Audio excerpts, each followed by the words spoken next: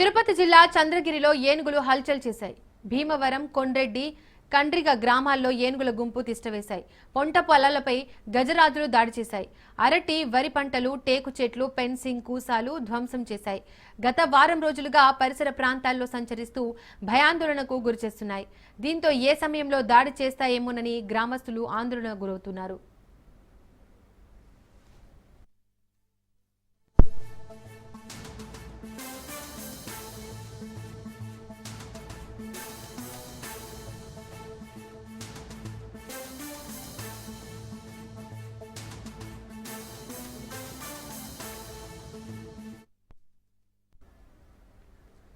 తిరుపతి జిల్లా చంద్రగిరిలో ఏనుగులు హల్చల్ చేశాయి. భీమవరం, కొండ్రెడ్డి, కండ్రిగ గ్రామాల్లో ఏనుగుల గుంపు తిష్టవేశాయి. పంట పొలాలపై గజరాజులు దాడి చేశాయి. అరటి, వరి పంటలు, టేకు చెట్లు, ఫెన్సింగ్, కూసాలు ధ్వంసం చేశాయి. గత వారం రోజులుగా పరిసర ప్రాంతాల్లో సంచరిస్తూ భయాందోళనకు గురిచేస్తున్నాయి. దీంతో ఏ సమయంలో దాడి చేస్తాయేమోనని గ్రామస్తులు ఆందోళనకు గురవుతున్నారు.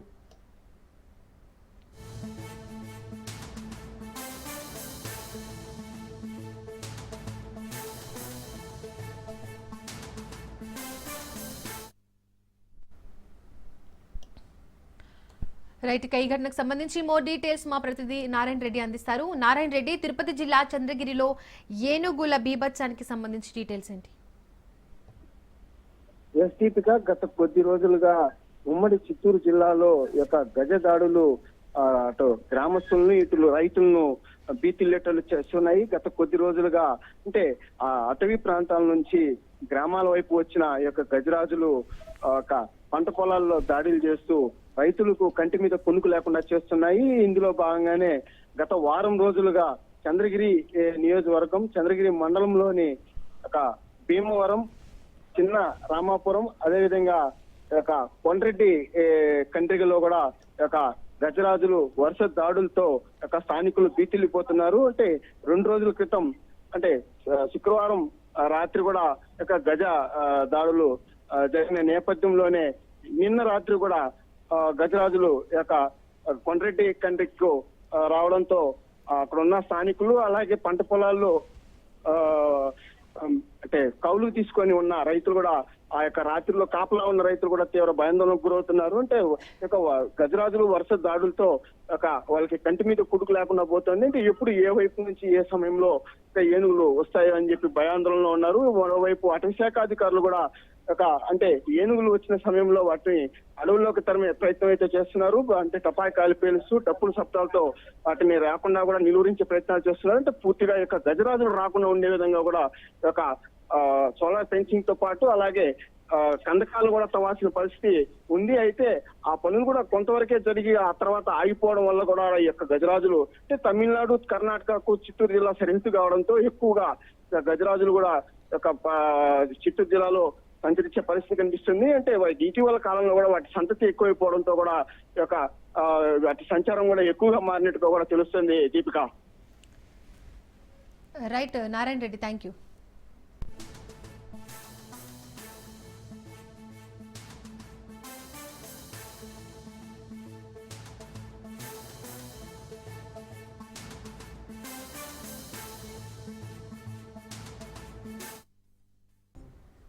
Welcome back. మోంతా తుఫాన్ దూసుకొస్తోంది. బంగాళాఖాతంలో ఏర్పడిన తీవ్ర వాయుగుండం మరింత బలపడింది. గంటకు 16 కిలోమీటర్ల వేగంతో దూసుకొస్తోంది. రానున్న 24 గంటల్లో తీవ్ర తుఫానుగా బలపడే అవకాశం ఉందని వాతావరణ శాఖ తెలిపింది. ఈ తుఫాను అక్టోబర్ 28న మచిలీపట్నం, కళింగపట్నం మధ్యలోని కాకినాడకు సమీపంలో తీరం దాటే అవకాశం ఉందని ఐఎండీ తెలిపింది.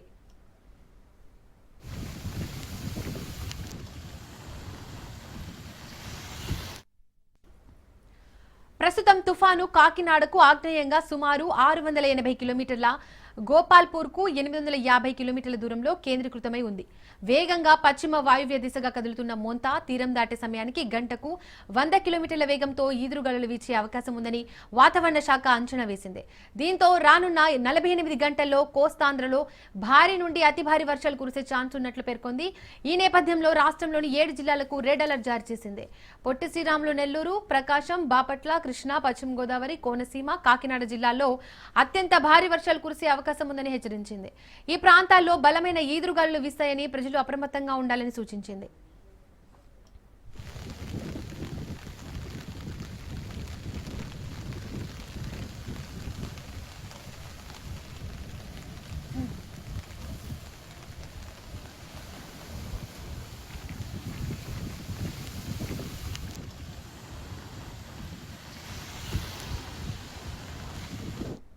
రైట్, ఇక మోంతా తుఫాన్ కి సంబంధించి మోర్ డీటెయిల్స్ ఉప్పాడ నుంచి మా ప్రతినిధి దత్తు అందిస్తారు. దత్తు, మోంతా తుఫాన్ అయితే దూసుకొస్తోంది, బంగాళాఖాతంలో తీవ్ర వాయుగుండంగా ఏర్పడే అవకాశం కూడా ఉంది.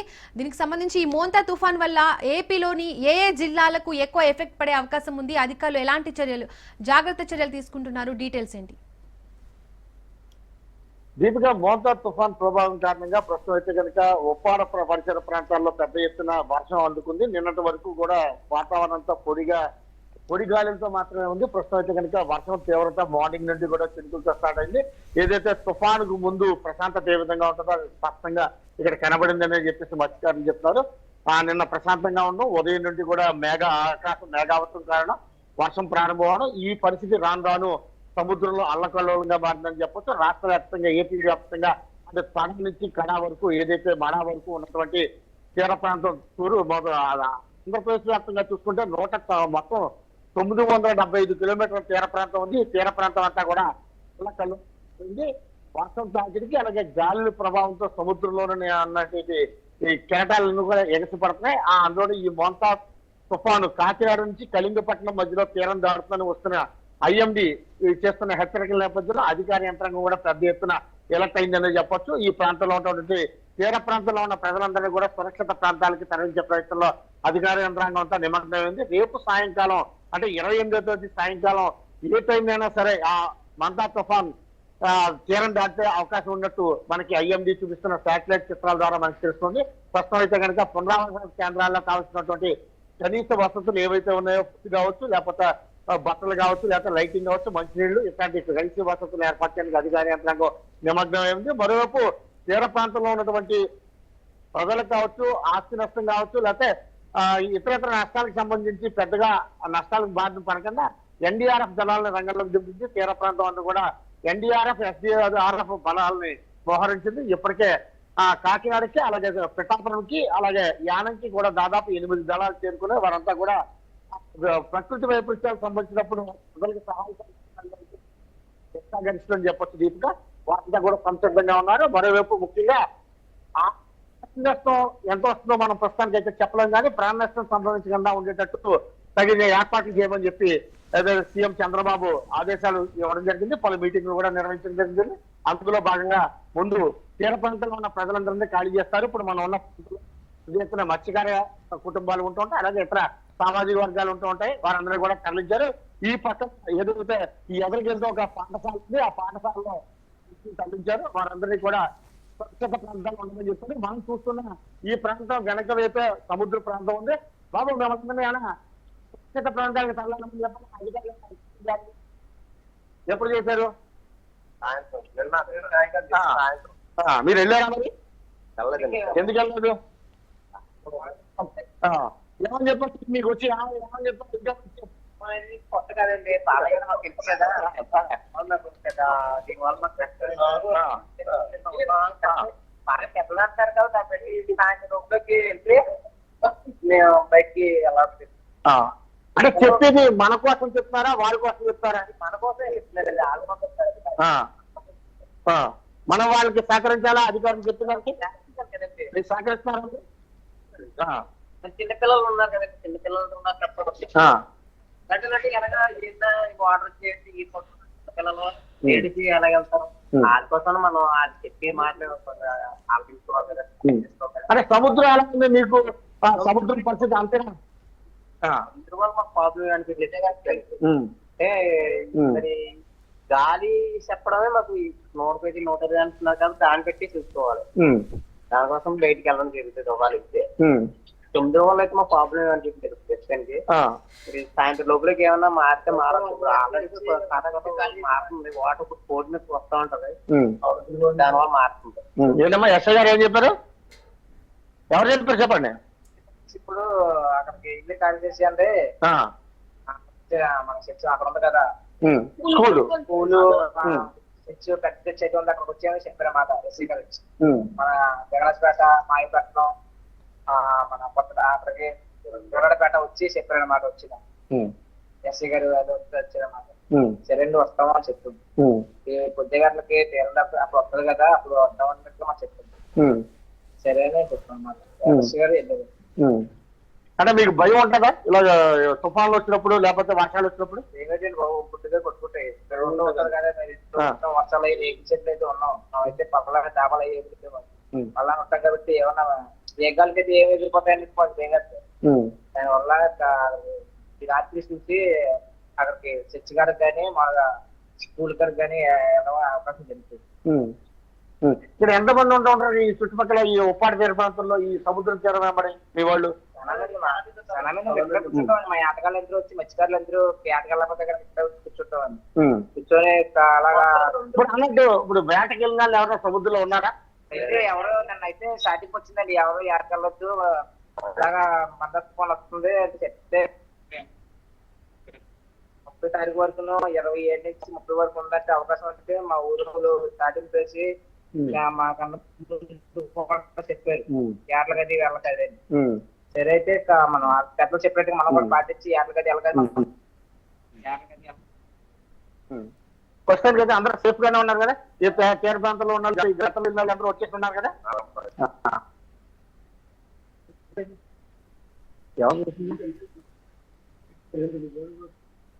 ఇది దీపిక ప్రస్తుతానికి అయితే కనుక ఉప్పాడ తీర ప్రాంతంలో ఉన్న పరిస్థితి అయితే కనుక ఇది. దత్తు, మోంతా తుఫాన్ ఎఫెక్ట్ ఇంకా ఎన్ని రోజులు ఉండే అవకాశం ఉంది? ఐఎండీ ఏం చెప్తోంది? ప్రస్తుతం మోంతా తుఫాన్ తీవ్రత అయితే కనుక ఇంకా 4 రోజుల పాటు ఉండే అవకాశం ఉంది. ప్రస్తుతానికి అయితే కనుక ముఖ్యంగా మన క్రూషియల్ టైం గా చెప్పుకుంటే కనుక 28వ తారీఖు 29వ తారీఖు 20 ఇప్పుడు ప్రస్తుతం అయితే కనుక ఈ బంగాళాఖాతంలో ఇక్కడ దీనిలో ఉన్న టెక్నికల్ గా ఒక రీజన్ కూడా ఉంది. ఏదైతే నైరుతి ఋతుపవనాలు నిష్క్రమించే సమయంలో ఈశాన్యం నుండి కూడా పెద్ద ఎత్తున బలమైన గాలు వస్తుంటాయి. ఈ గాలు వచ్చిన నేపథ్యంలో ఈ బంగాళాఖాతం తీర ప్రాంతంలో పెద్ద ఎత్తున తుఫాన్లు ఏర్పడుతుంటాయి. గత 4-5 దశాబ్దాలుగా చూసుకుంటే కనుక ఈ పరిస్థితి ఉంది.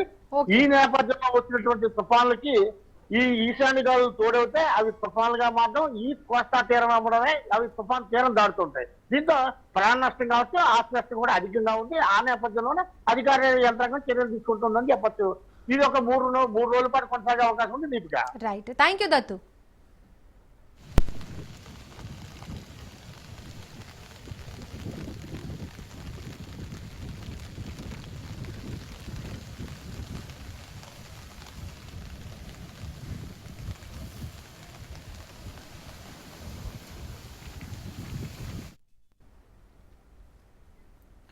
మోంతా తుఫాన్ దూసుకొస్తోంది. బంగాళాఖాతంలో ఏర్పడిన తీవ్ర వాయుగుండం మరింత బలపడింది. గంటకు 16 కిలోమీటర్ల వేగంతో దూసుకొస్తోంది. రానున్న 24 గంటల్లో తీవ్ర తుఫానుగా బలపడే అవకాశం ఉందని వాతావరణ శాఖ తెలిపింది. ఈ తుఫాను అక్టోబర్ 28న మచిలీపట్నం, కళింగపట్నం మధ్యలోని కాకినాడకు సమీపంలో తీరం దాటే అవకాశం ఉందని ఐఎండీ తెలిపింది. ప్రస్తుతం తుఫాను కాకినాడకు ఆగ్నేయంగా సుమారు 680 కిలోమీటర్లు, గోపాల్పూర్కు 850 కిలోమీటర్ల దూరంలో కేంద్రీకృతమై ఉంది. వేగంగా పశ్చిమ వాయువ్య దిశగా కదులుతున్న మోంతా తీరం దాటే సమయానికి గంటకు 100 కిలోమీటర్ల వేగంతో ఈదురుగాలు వీచే అవకాశం ఉందని వాతావరణ శాఖ అంచనా వేసింది. దీంతో రానున్న 48 గంటల్లో కోస్తాంధ్రలో భారీ నుండి అతి భారీ వర్షాలు కురిసే ఛాన్స్ ఉన్నట్లు పేర్కొంది. ఈ నేపథ్యంలో రాష్ట్రంలోని 7 జిల్లాలకు రెడ్ అలర్ట్ జారీ చేసింది. పొట్టి శ్రీరాములు, నెల్లూరు, ప్రకాశం, బాపట్ల, కృష్ణా, పశ్చిమ గోదావరి, కోనసీమ, కాకినాడ జిల్లాల్లో అత్యంత భారీ వర్షాలు కురిసే అవకాశం ఉందని హెచ్చరించింది. ఈ ప్రాంతాల్లో బలమైన ఈదురుగాలు వీస్తాయని ప్రజలు అప్రమత్తంగా ఉండాలని సూచించింది.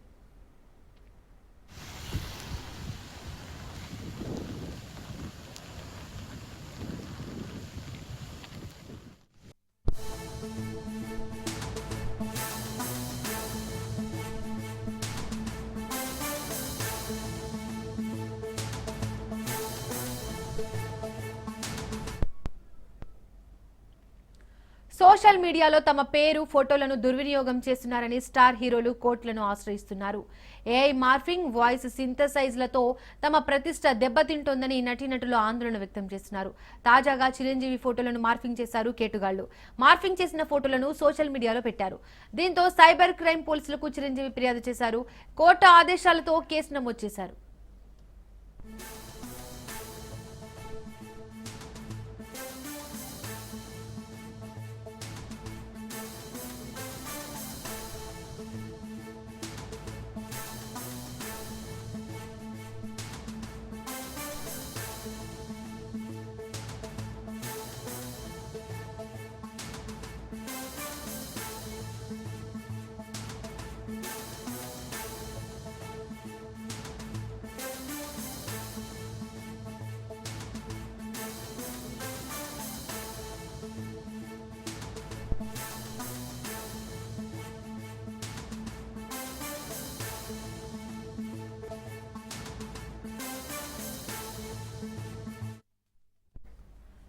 సోషల్ మీడియాలో తమ పేరు ఫోటోలను దుర్వినియోగం చేస్తున్నారని స్టార్ హీరోలు కోర్టులను ఆశ్రయిస్తున్నారు. ఏఐ మార్ఫింగ్, వాయిస్ సింథసైజ్లతో తమ ప్రతిష్ట దెబ్బతింటోందని నటీనటులు ఆందోళన వ్యక్తం చేస్తున్నారు. తాజాగా చిరంజీవి ఫోటోలను మార్ఫింగ్ చేశారు కేటుగాళ్లు. మార్ఫింగ్ చేసిన ఫోటోలను సోషల్ మీడియాలో పెట్టారు. దీంతో సైబర్ క్రైమ్ పోలీసులను చిరంజీవి ఫిర్యాదు చేశారు. కోర్టు ఆదేశాలతో కేసు నమోదు చేశారు. దీనికి సంబంధించి మోర్ డీటెయిల్స్ మా క్రైమ్ బ్యూరో చీఫ్ మధు అందిస్తారు. మధు, ఏది నిజమైన ఫోటోనో ఏది అబద్ధమైన ఫోటోనో తెలియని పరిస్థితి. ఇప్పుడు చిరంజీవికి కూడా ఈ పరిస్థితి తప్పలేదని చెప్పవచ్చు. ఏఐ ద్వారా తయారు చేసినటువంటి ఫోటోస్ ఏవైతే ఉన్నాయో ఆ ఫోటోలను మార్ఫింగ్ చేసినటువంటి కేటిగాళ్ళు ఆయన వాటన్నిటిని కూడా సోషల్ మీడియాలో అయితే అప్లోడ్ చేశారు. వెంటనే వాటిని గుర్తించినటువంటి చిరంజీవి అండ్ టీం పోలీసులకు అయితే ఫిర్యాదు చేయడం జరిగింది.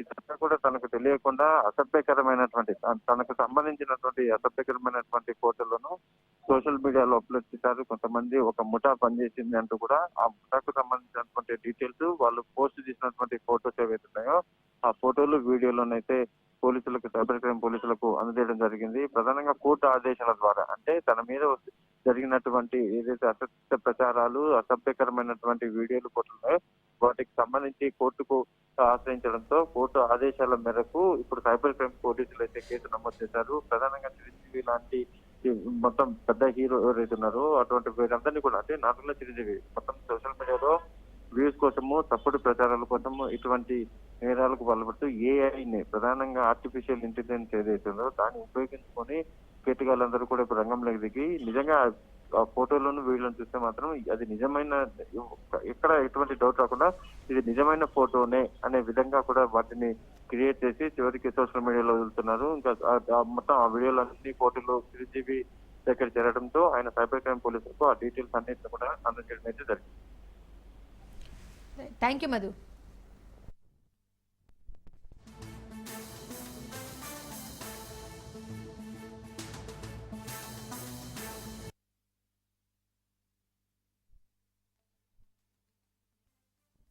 తెలుగు రాష్ట్రాల్లో కార్తీక మాస సందడి నెలకొంది. శివనామస్మరణతో శైవ క్షేత్రాలు మారుమ్రోగిపోతున్నాయి.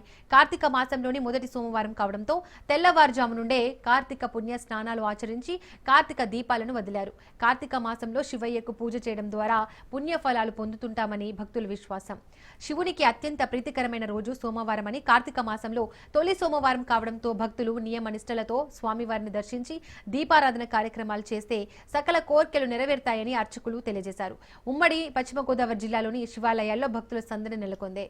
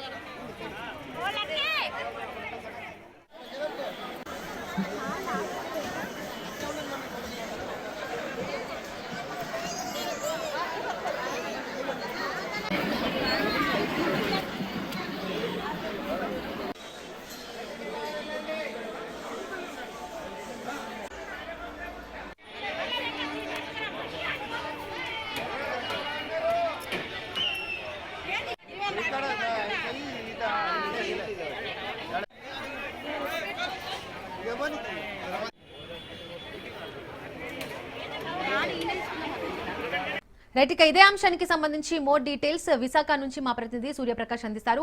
సూర్యప్రకాష్, మోంతా తుఫాన్ కి సంబంధించి డీటెయిల్స్ ఏంటి? మోంతా తుఫాన్ ప్రభావం అంతా కూడా విశాఖపట్నం వైపు అయితే దూసుకొస్తున్న పరిస్థితి కనిపిస్తుంది. నిత్యం మనమైతే చూడొచ్చు, ఎప్పుడు కూడా జనాలతో బిడగట్లాడే నిర్మానుషంగా కనిపిస్తున్న పరిస్థితి ఉంది. పూర్తిగా కనిపిస్తున్న ఎక్కడ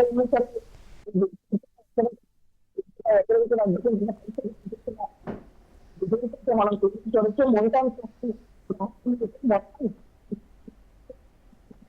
సముద్రం మొత్తం కూడా చూడొచ్చు. కనిపిస్తుంది. మనం చూడొచ్చు ఏదైతే మొంటాన్ తుఫాన్ ప్రభావం ఉందో ఇందుగా పూర్తిగా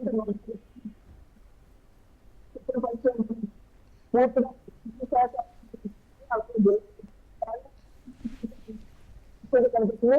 ఇది మొత్తం అంత క్లియర్ అయిన ఎవరు పనిచేసిన పరిస్థితుంది. ఈ మిగతా అన్ని పోటీలకు కూడా జారీ చేసిన రిజల్ట్స్ అయితే చాలా క్లియర్ చూడొచ్చు. మొత్తం ముందుకు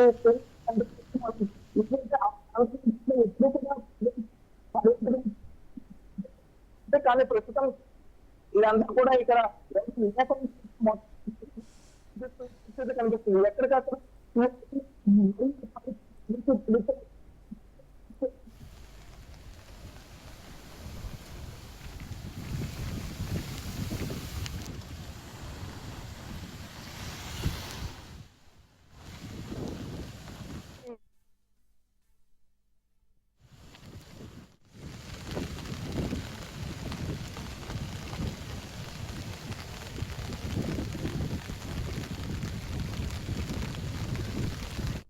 ప్రకాష్,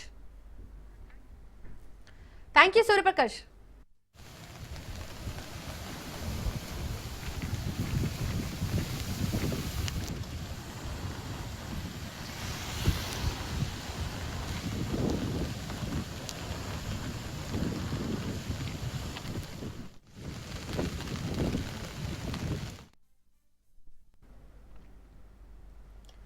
మోంతా తుఫాన్ దూసుకొస్తోంది. బంగాళాఖాతంలో ఏర్పడిన తీవ్ర వాయుగుండం మరింత బలపడింది. గంటకు 16 కిలోమీటర్ల వేగంతో దూసుకొస్తోంది. రానున్న 24 గంటల్లో తీవ్ర తుఫానుగా బలపడే అవకాశం ఉందని భారత వాతావరణ శాఖ తెలిపింది. ఈ తుఫాను అక్టోబర్ 28న మచిలీపట్నం, కళింగపట్నం మధ్యలోని కాకినాడకు సమీపంలో తీరం దాటే అవకాశం ఉందని ఐఎండీ తెలిపింది.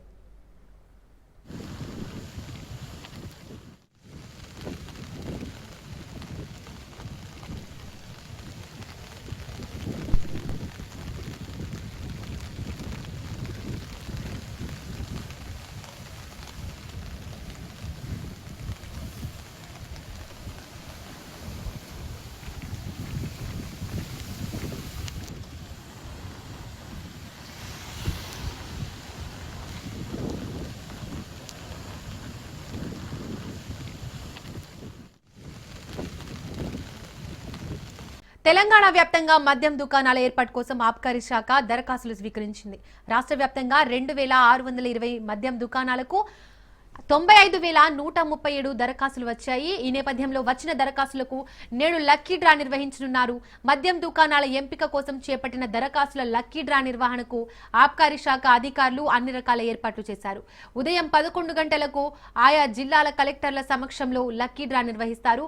ఈ లక్కీ డ్రాలో మద్యం దుకాణాలు ఎవరికి దక్కుతాయో తేలనుంది. రాష్ట్ర వ్యాప్తంగా మొత్తం 2620 మద్యం దుకాణాలు ఉండగా వీటికి 95,137 దరఖాస్తులు వచ్చాయి. అయితే గతంతో పోలిస్తే ఈసారి పలు మద్యం దుకాణాలకు దరఖాస్తులు చాలా తక్కువగా వచ్చాయి.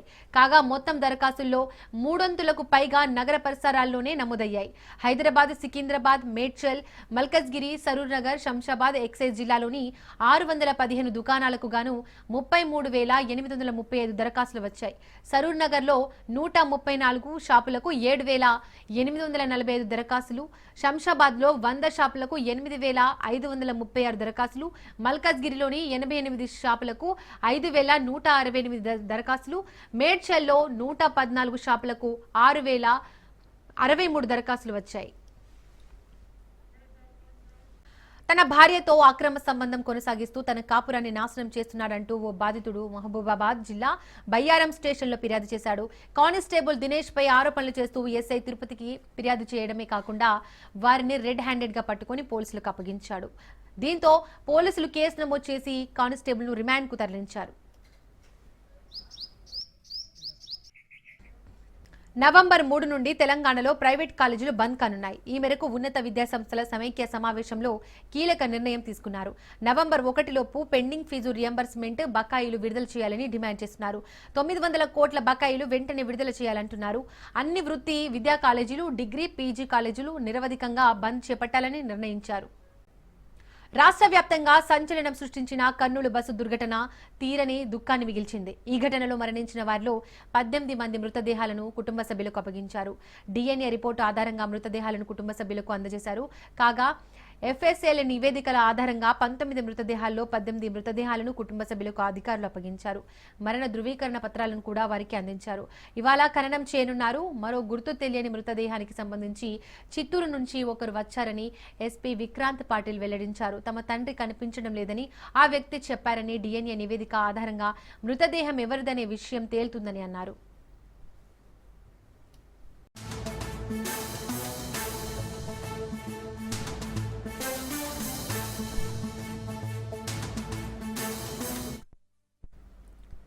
వైద్యుల నిర్లక్ష్యంతో బాలింత మృతి చెందిన ఘటన వికారాబాద్ జిల్లాలో చోటు చేసుకుంది. తాండూరు మాతా శిశు ఆసుపత్రిలో NRM గ్రామానికి చెందిన రజిత అనే బాలింత మృతి చెందింది. ప్రసవం కోసం ఆసుపత్రికి వచ్చి పాపకు జన్మనిచ్చిన బాలింత డాక్టర్లు పట్టించుకోకపోవడంతో మృతి చెందిందని బంధువులు ఆరోపిస్తున్నారు. దీంతో ఆసుపత్రి ముందు బైఠాయించి ఆందోళనకు దిగారు. నిర్లక్ష్యంగా వ్యవహరించిన డాక్టర్పై చర్యలు తీసుకోవాలని డిమాండ్ చేస్తున్నారు.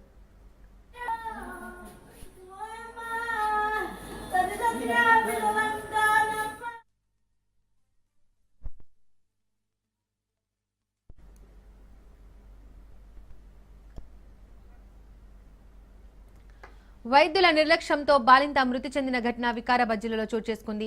తాండూరు మాతా శిశు ఆసుపత్రిలో NRM గ్రామానికి చెందిన రజిత అనే బాలింత మృతి చెందింది. ప్రసవం కోసం ఆసుపత్రికి వచ్చి పాపకు జన్మనిచ్చిన బాలింత డాక్టర్లు పట్టించుకోకపోవడంతో మృతి చెందిందని బంధువులు ఆరోపిస్తున్నారు. దీంతో ఆసుపత్రి ముందు బైఠాయించి ఆందోళనకు దిగారు. నిర్లక్ష్యంగా వ్యవహరించిన డాక్టర్పై చర్యలు తీసుకోవాలని వారు డిమాండ్ చేస్తున్నారు.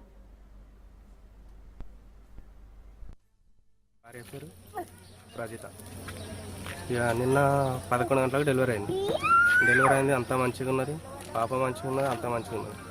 ఇక లోపలికి తీసుకొని చేసారు. నైట్ 12 గంటలకు ఇంజక్షన్ ఇచ్చారు. ఇంజక్షన్ ఇచ్చిన తర్వాత ఏమైందో ఏమో 20 మినిట్స్లో చనిపోయింది. చనిపోయినాక వచ్చిర్రు వాళ్ళు. మళ్ళీ వేరే వాళ్ళు చెప్తేనే వచ్చారు, లేకపోతే వాళ్ళ అబ్జర్వేషన్లు ఎవరు లేరు, అసలు డాక్టర్లు లేరు, నర్సులు లేరు, ఎవరు లేరు. చనిపోయింది అని అంటే విడిచి రావచ్చు అని అంటున్నారు, కానీ కన్ఫర్మ్ ఏం లేదు. ఫిట్స్ రావచ్చు. ఒకటి న్యూస్ నుంచి బ్లడ్ వచ్చింది. ఎందువల్ల చనిపోయింది ఏంది తెలియదు.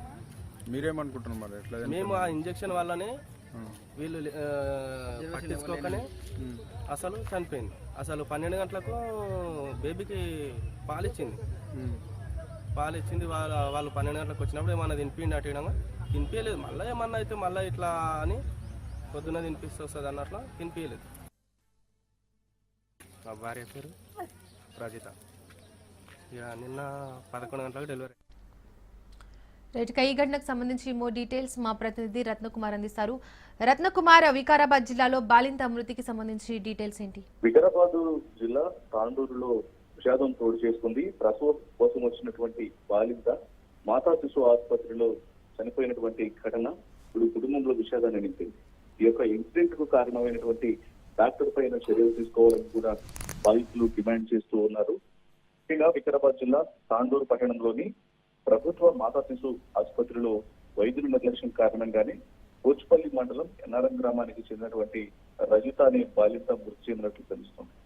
అయితే రజిత ప్రసవం కోసం మాతా శిశు ఆసుపత్రికి వచ్చి పాపకు జన్మనిచ్చిన తర్వాత ఎప్పుడైతే ఆమె ప్రసవం అయిన 6 గంటల తర్వాత మృతి చెందింది. ఆరోగ్యం ఒక్కసారిగా విషమించడంతో ఆమె చనిపోయినట్లు తెలుస్తోంది. అంటే డాక్టర్లు బాలింతను పట్టించుకోకపోవడం కారణంగానే అర్ధరాత్రి సమయంలో అనారోగ్యానికి గురైందని, వైద్యుల నిర్లక్ష్యం కారణంగానే ఆమె చనిపోయినట్లు కూడా కుటుంబ సభ్యులు భావిస్తూ ఉన్నారు. పెద్ద ఎత్తున ఆసుపత్రి వద్దకు చేరుకున్నటువంటి బాధిత కుటుంబ సభ్యులు ఎలాగైనా సరే ఇమ్మీడియట్ గా ఆ డాక్టర్ పైన చర్యలు తీసుకోవాలని కూడా డిమాండ్ చేస్తూ ఉన్నారు. Right Ratna, thank you.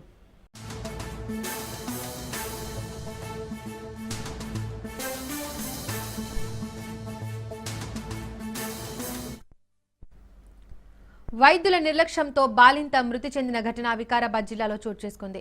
Tandur మాతా శిశు ఆసుపత్రిలో NRM గ్రామానికి చెందిన రజిత అనే బాలింత మృతి చెందింది. ప్రసవం కోసం ఆసుపత్రికి వచ్చి పాపకు జన్మనిచ్చిన బాలింత డాక్టర్లు పట్టించుకోకపోవడంతో మృతి చెందిందని బంధువులు ఆరోపిస్తున్నారు. దీంతో ఆసుపత్రి ముందు బైఠాయించి ఆందోళనకు దిగారు. నిర్లక్ష్యంగా వ్యవహరించిన డాక్టర్పై చర్యలు తీసుకోవాలని డిమాండ్ చేస్తున్నారు.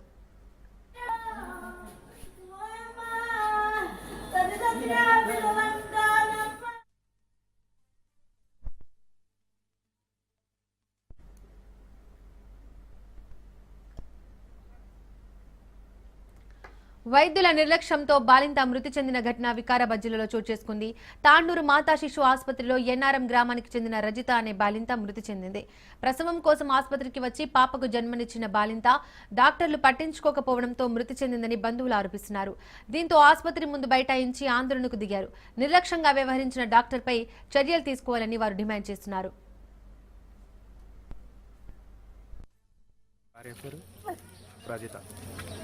ఇక నిన్న 11 గంటలకు డెలివరీ అయింది. అంతా మంచిగా ఉన్నది, పాప మంచిగా ఉన్నది, అంతా మంచిగా ఉన్నది. ఇక లోపలికి తీసుకొని చేసారు. నైట్ 12 గంటలకు ఇంజక్షన్ ఇచ్చిన తర్వాత ఏమైందో ఏమో 20 మినిట్స్లో చనిపోయినాక వచ్చిర్రు వాళ్ళు. మళ్ళీ వేరే వాళ్ళు చెప్తేనే వచ్చారు, లేకపోతే వాళ్ళ అబ్జర్వేషన్లు ఎవరు లేరు, అసలు డాక్టర్లు లేరు, నర్సులు లేరు, ఎవరు లేరు. చనిపోయింది అని అంటే విడిచి రావచ్చు అని అంటున్నాం, కానీ కన్ఫర్మ్ ఏది లేదు. ఫిట్స్ రావచ్చు. ఒకటి న్యూస్ నుంచి బ్లడ్ వచ్చింది. ఎందువల్ల చనిపోయింది ఏంది తెలియదు. మీరేమనుకుంటున్నారు మరి ఎట్లా? మేము ఆ ఇంజక్షన్ వల్లనే వీళ్ళు పట్టించుకోకనే అసలు చనిపోయింది. అసలు 12 గంటలకు బేబీకి పాలిచ్చింది. వాళ్ళు 12 గంటలకు వచ్చినప్పుడు ఏమన్నా తినిపిండి అట్టడంగా తినిపించలేదు. మళ్ళీ ఏమన్నా అయితే మళ్ళీ ఇట్లా అని పొద్దున్న తినిపిస్తూ వస్తుంది అన్నట్లా తినిపించలేదు. మా భార్య పేరు రజిత. ఇక నిన్న 11 గంటలకు డెలివరీ. ఈ ఘటనకు సంబంధించి మోర్ డీటెయిల్స్ మా ప్రతినిధి రత్నకుమార్ అందిస్తారు. రత్నకుమార్, వికారాబాద్ జిల్లాలో బాలింత మృతికి సంబంధించి డీటెయిల్స్ ఏంటి? వికారాబాద్ జిల్లా తాండూరులో విషాదం తోడు చేసుకుంది. ప్రసవం కోసం వచ్చినటువంటి బాలింత మాతా శిశు ఆసుపత్రిలో చనిపోయినటువంటి ఘటన ఇప్పుడు కుటుంబంలో విషాదాన్ని నింపింది. ఈ యొక్క ఇన్సిడెంట్ కు కారణమైనటువంటి డాక్టర్ పైన చర్యలు తీసుకోవాలని కూడా బాధితులు డిమాండ్ చేస్తూ ఉన్నారు. ముఖ్యంగా వికారాబాద్ జిల్లా తాండూరు పట్టణంలోని ప్రభుత్వ మాతా శిశు ఆసుపత్రిలో వైద్యుల నిర్లక్ష్యం కారణంగానే కోచ్పల్లి మండలం ఎన్ఆర్ఎం గ్రామానికి చెందినటువంటి రజిత అనే బాలింత మృతి చెందినట్లు తెలుస్తుంది. అయితే రజిత ప్రసవం కోసం మాతా శిశు ఆసుపత్రికి వచ్చి పాపకు జన్మనిచ్చిన తర్వాత ఎప్పుడైతే ఆమె ప్రసవం అయిన 6 గంటల తర్వాత మృతి చెందింది. ఆరోగ్యం ఒక్కసారిగా విషమించడంతో ఆమె చనిపోయినట్లు తెలుస్తోంది. అంటే డాక్టర్లు బాలింతను పట్టించుకోకపోవడం కారణంగానే అర్ధరాత్రి సమయంలో అనారోగ్యానికి గురైందని, వైద్యుల నిర్లక్ష్యం కారణంగానే ఆమె చనిపోయినట్లు కూడా కుటుంబ సభ్యులు భావిస్తూ ఉన్నారు.